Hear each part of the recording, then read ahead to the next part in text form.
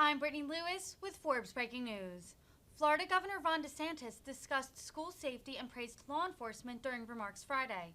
DeSantis touted his state's budget that he signed into law Thursday, which he said included increased funding in school safety. He also talked about steps he took in the aftermath of the 2018 Parkland school shooting.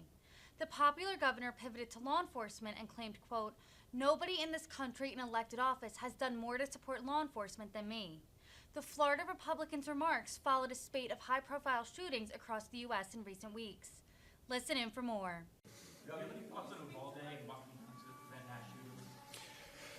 Well, I think if you look at our budget that we just did today, or I signed yesterday, we had another major increase in funding for school safety and for mental health. And, you know, when you're talking about school security, the thing is for whatever reason, I think going back to Columbine, this has become something where these deranged psychopaths have certain targets, and some of them go to schools as a way to kind of maximize the trauma to a community. They're very evil people.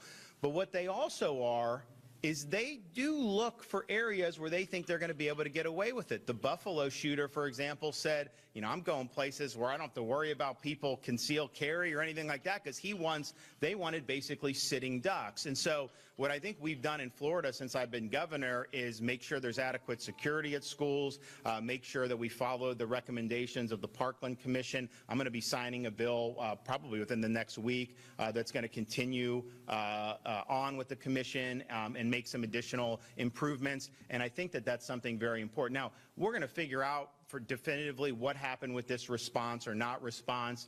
But I can tell you, when I got elected governor and I took office, I met with a lot of the Parkland families, and one of the things that they were so frustrated about was there was not an adequate effort to rescue their kids. There was not. The shooter didn't meet the quick resistance that he should have met. And you had a lot of folks that could have been held responsible, and nobody had been held responsible. And so when I came in, we decided to do something about that. We removed the sheriff of Broward County because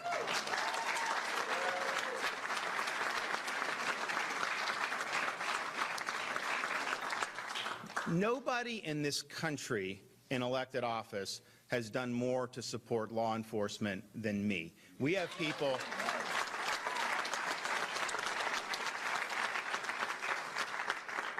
people flooding into this state, submitting applications to work in state agencies. Of course, after July 1st, you're going to get a $5,000 signing bonus, so why not, right? So we have that. When you had all the rioting and they were attacking police, you never saw me out there marching against the police. I backed the blue because I knew how important it was.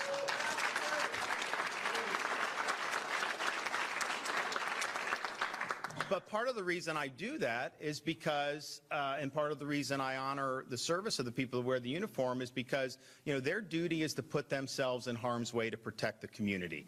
And that's not an easy thing to do. And you got to be willing to step up.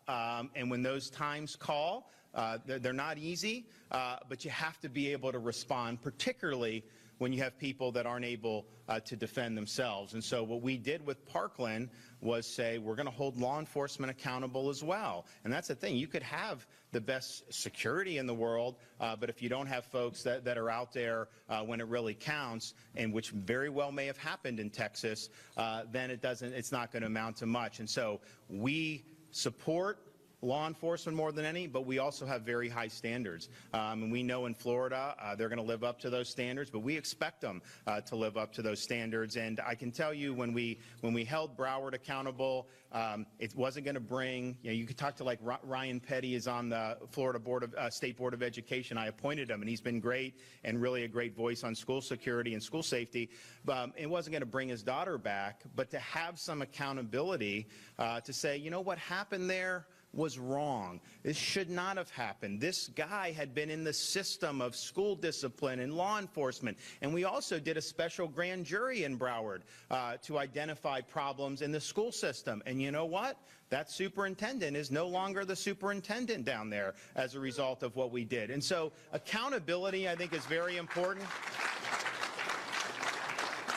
And it just seems like in our society now, if you commit like some infraction against like political correctness. You will have the mob descend on you. They will try to get you fired from your job, all that other stuff, which is obviously excessive.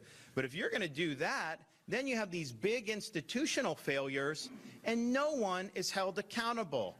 Who has been held accountable for the debacle in Afghanistan? I don't think a single person has been held accountable. Seems to me that that would call for some accountability. And again, it doesn't fix the underlying problem. It doesn't take back, you're not going to get those 13 service members' lives back by holding people accountable. But I think it makes it less likely that stuff like that is going to happen again in the future. And so I'm proud of what we've been able to do. I think if you look at these 4 budget years since I've been governor, I think we're pretty close to $750 million with school safety initiatives, and that's something very significant. You also have the issue of mental health, and my wife is very good on this, and she will always tell me, you have some deranged lunatic. That is not necessarily what we mean by mental health. Yeah, they probably have some mental problems for sure. Maybe there could have been interventions. But, when we talk about mental health in the schools, a lot of these are just normal kids that are going through difficult times. It's not like everyone that needs mental health services is a would-be school assassin. That's not true, and I don't want to lump them in together. But I also do think some of these people have so many warning signs, and it just gets ignored time and time again. The Parkland shooter clearly was somebody that was a big-time problem in terms of how he was behaving. And so we've done things like, since I've been governor, behavioral threat assessment, so that if somebody's in school, they're online posting that they're going to do some really bad stuff, that you take it seriously, that you understand that there may be people who are going to act against the best interests of the community, and that you not just kind of hope nothing happens, that you be more aggressive on it. And you have seen, you saw over in the Tampa Bay area, you had someone in Lee County that the sheriff was doing that. And that's really, I think, what you need to do, because these people, they're so deranged, but they want attention and they want to do things that are going to be able to get their names in the headlines. I do think that when these things happen, we shouldn't even know the person's face. Though you're giving them too much credit. But we're going to continue to be very strong in terms of our school safety. I just think as a parent of young kids, it's something that's very sensitive to me and to my wife. And I'm happy to say in Florida, we've put our money where our mouth is. It was not something that we've ever skimped on. We made sure that we were able to do that. And this year is the biggest yet. And it's the right thing to do. All right, everybody. Thank you all. We appreciate it.